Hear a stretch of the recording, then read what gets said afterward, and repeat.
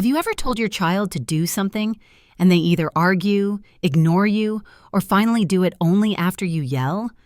You're not alone.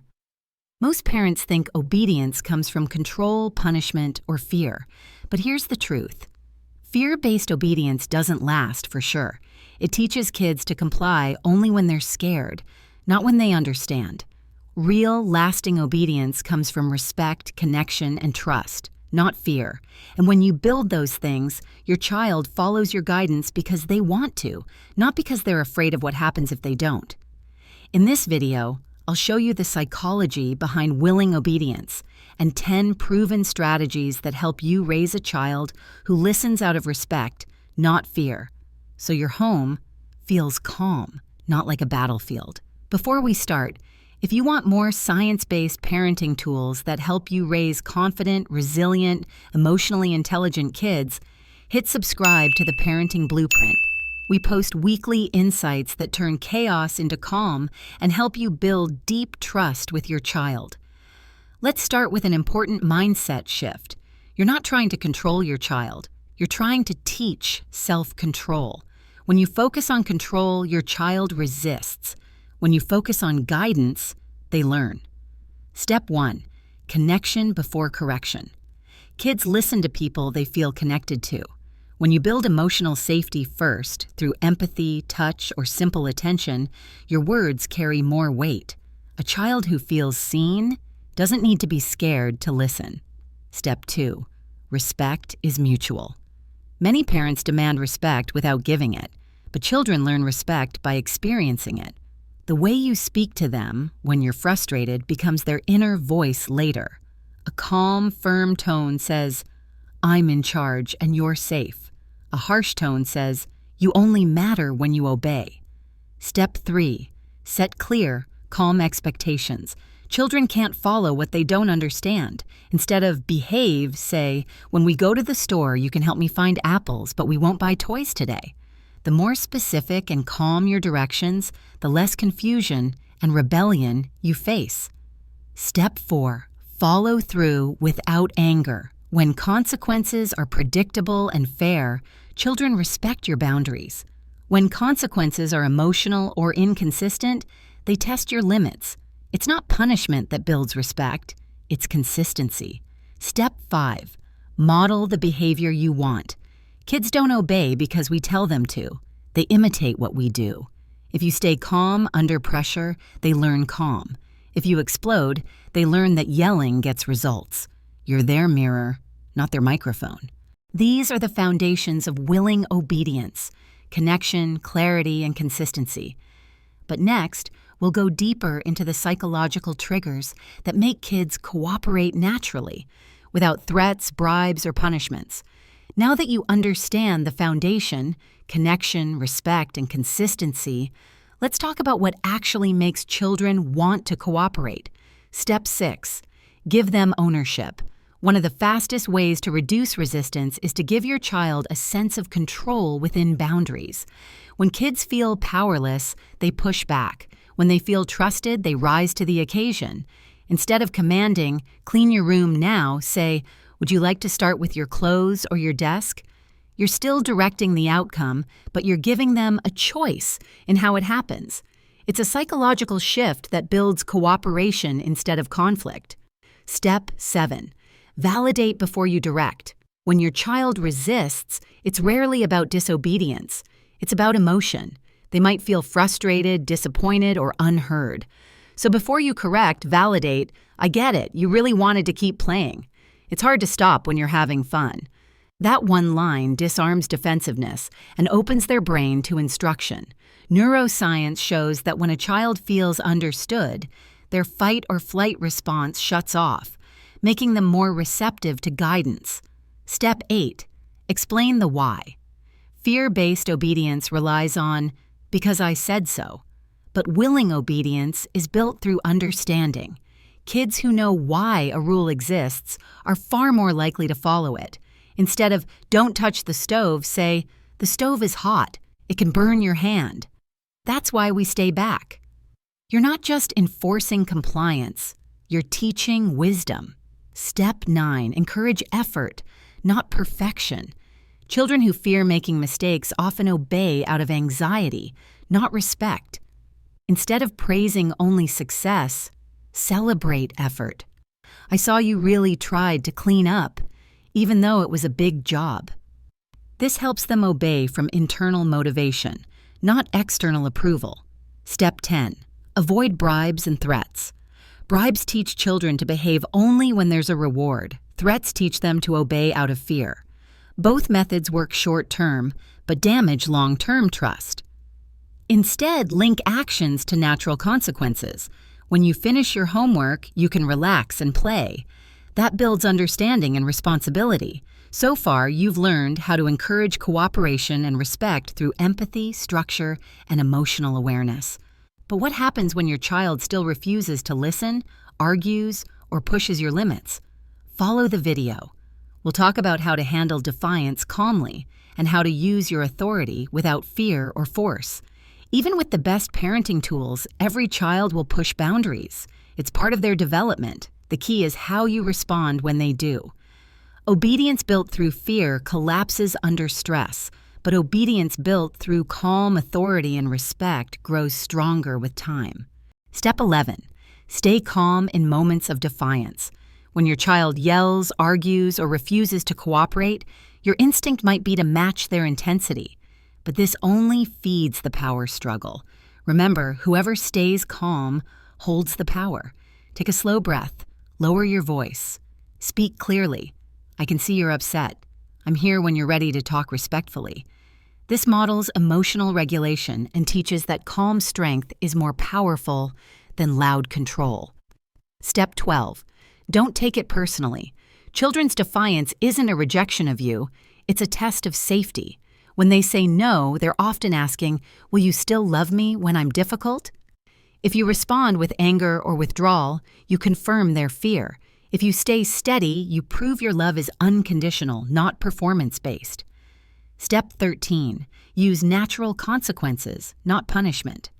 Fear-based punishment, like yelling, shaming, or taking everything away, teaches kids to hide mistakes instead of learning from them. Natural consequences teach responsibility without fear. Example: you forgot your lunch? That's uncomfortable, I know. Let's think about how to remember tomorrow you're guiding, not rescuing.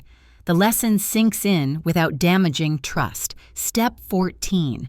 Repair after conflict. Even great parents lose their cool sometimes. What matters most is what happens after. When you calm down, say, "I was really frustrated earlier and I yelled. That wasn't fair. I'm sorry." This doesn't make you weak. It makes you human. It teaches accountability, empathy, and emotional maturity far more effectively than any lecture. Children who experience repair grow into adults who know how to repair relationships too. Step 15. Avoid using fear as leverage. Phrases like, "You're making me angry," or "I won't love you if you act like that," can deeply damage a child's sense of security. They learn that love is conditional, and obedience becomes fear-based. Instead, separate the behavior from the person. "I don't like that choice, but I still love you." This simple distinction builds lifelong trust. So far, you've learned how to respond to defiance with calm authority and build obedience through trust. But what makes this approach work long-term? Now we'll explore how to strengthen your child's internal motivation so they listen to you not because they have to, but because they want to. Now that you know how to set boundaries and handle defiance calmly, it's time to focus on something even more powerful: building internal motivation. Because true obedience, the kind that lasts, comes from within, not from external rewards or threats. Step 16. Teach responsibility through natural rewards. When your child cooperates or follows through on a task, don't just say, "Good job." Instead, help them feel the internal satisfaction of their effort. Say, "You cleaned up your room. How does it feel to see it neat?" This shifts their focus from pleasing you to feeling proud of themselves. A major step in developing self-discipline. Step 17. Give meaningful roles, not meaningless praise. Children thrive when they feel useful. Assign small responsibilities, setting the table, helping a sibling, feeding the pet, and let them know you trust them. Say, "I appreciate your help." It makes a big difference. This builds confidence rooted in contribution, not approval. Step 18, stay consistent, even when it's hard. Every time you give in to whining or ignore a rule, your authority weakens. Children feel safest when they know what to expect. Consistency doesn't mean being rigid. It means your words and actions align. If you say no, stand by it calmly. If you say 5 more minutes, keep your promise. Over time, this reliability earns their respect more than any punishment could. Step 19, empower problem solving. When a rule is broken, instead of jumping straight to consequences, ask, "What do you think we can do to fix this?" Or, "How can we make this right?" When kids help solve the problem, they take ownership of their behavior. You're not the enforcer, you're their coach. And children who feel coached, not controlled, are far more cooperative. Step 20, model self-control. Your child learns emotional regulation by watching you handle frustration.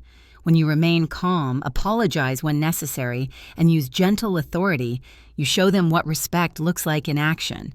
Remember, kids don't obey what you say. They obey what you are.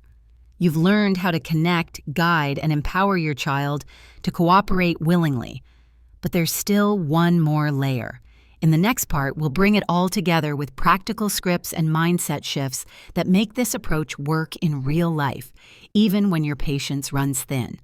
And before we continue, if these insights are helping you rethink obedience and connection, don't forget to subscribe to the Parenting Blueprint for weekly videos that help you raise confident, emotionally secure kids without yelling, threats, or guilt.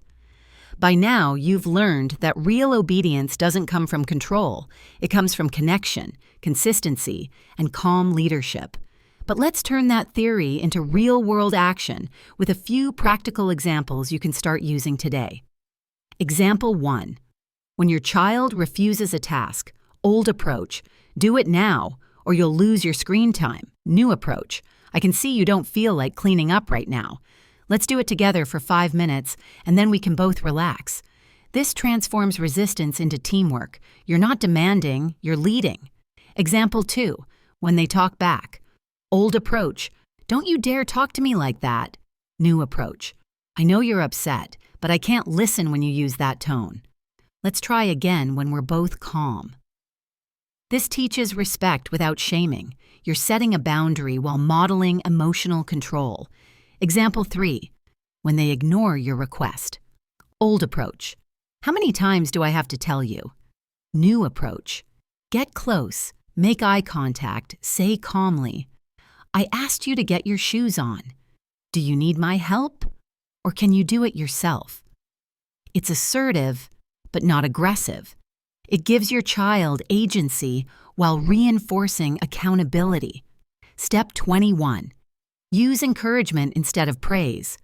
Encouragement focuses on effort and progress. You worked really hard on that puzzle. Praise often focuses on outcome. You're so smart.